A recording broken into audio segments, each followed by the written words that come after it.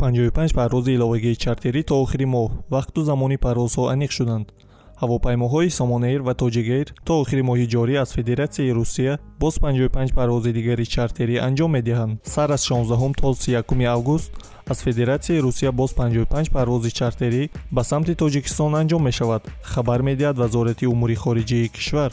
ба иттилои манбаъ, парвозҳои чартерӣ аз ҷониби ҳавопаймоҳои ватанӣ Somon-Air ва Tojik-Air сурат гирифта тоҷикистониёнро аз шаҳрҳои Санкт-Петербург, Екатеринбург, Новосибирск, Қазон, Краснодар ва Сургут ба ватан интиқол медиҳанд. гуфта мешавад ба рӯйхатгирии хоҳишмандони парвоз ба ватан дар сафорати Тоҷикистон дар шаҳрҳои Москав ва консулгарии генералии Русия тартиб дода мешавад. манбаъ меафзояд, бартарият бештар ба занони ҳомила ва кӯдакдорон, пиронсолону маризон, донишҷӯён ва кормандони давлатӣ дода мешавад. хоҳишмандон метавонанд аризаҳои худро ба суроғаи электронии дар экран нишон дода шуда ирсол намоянд.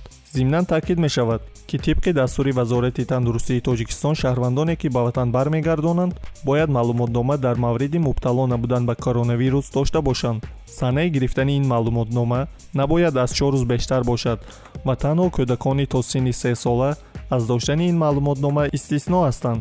танҳо дар сурати пешниҳод кардани маълумотномаи тиббӣ шаҳрвандони кишварро аз фаро гирифтан ба карантин озод мекунанд.